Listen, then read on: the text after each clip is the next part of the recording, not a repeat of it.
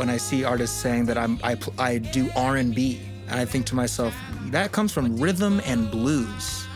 Blues, sadness, longing, pain, and rhythm.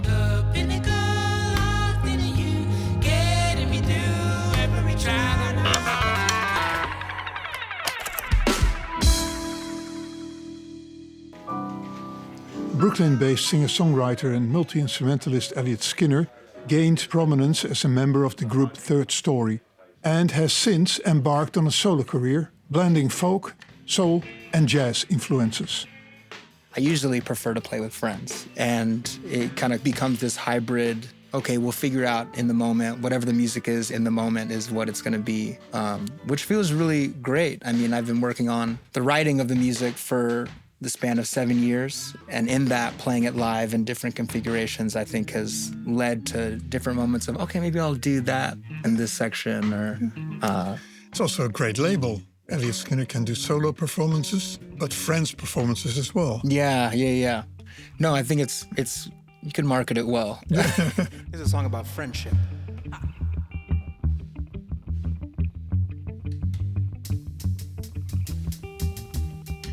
In the American tradition, we look at jazz and we look at blues as the first art form or the first music genre that was created in the US. But I think the story and the lineage of African traditions coming to the US and people using music as a form of communication, as a form of necessity, I think that brought out a feeling that wasn't practiced musically at that time in other, in the English sense. My ancestors, when they were singing in fields and on porches and telling these stories and carrying their lineage that they, you know, a part of them had lost because, you know, 100 years go by, you don't know your native language. How do you communicate on a deep level with each other? Yeah. And I think it was the music that really brought out a depth in understanding ourselves as people.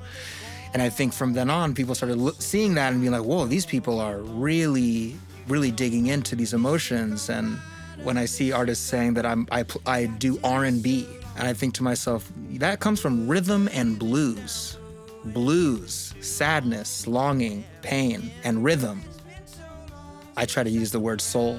It feels more appropriate for what I'm trying to do and maybe a little bit more broad than our current understanding of R&B. Since you left me down, I wanna call you a if it is love. I wanna really be in love.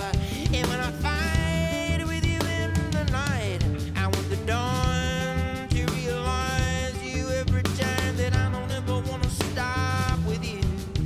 I asked you to dive into the 2 Meter archive. You came up with the rough side of Radiohead. You said definitely not the soft side, but the rough side. Yeah. Why the rough side? Well, you know, I like the balance of it. I love that they were pushing the boundaries production-wise. There's a grunge element, there's the punk element, there's the electronic element. It doesn't feel extremely polished. It feels like at the root of something. It feels like in the earth.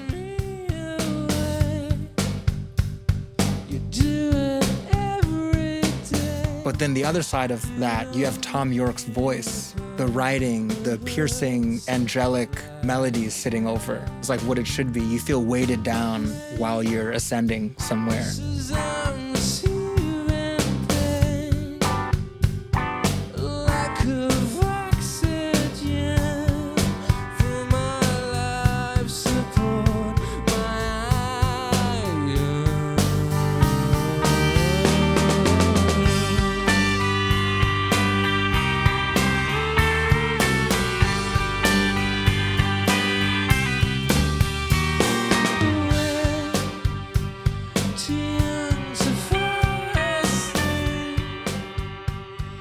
And that's definitely something I've been influenced by thoroughly, that feeling of, okay, how do I feel rooted and express an angst or a maybe a hurting of sort, while also creating healing and creating warmth in those spaces.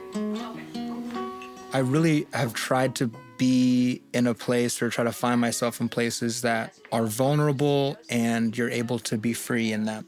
And that's why I said I think I prefer playing with friends because there's a vulnerability that and a trust that you have in that relationship. So when you go into the playing, you know you can lean on your friends a little bit more. So in the writing sense, I think I try to put myself in places where you don't have to be afraid to say a wrong idea. You put it out. Maybe your friend will like it, maybe they won't like it. But that's helped me also a lot to be more confident and free in writing.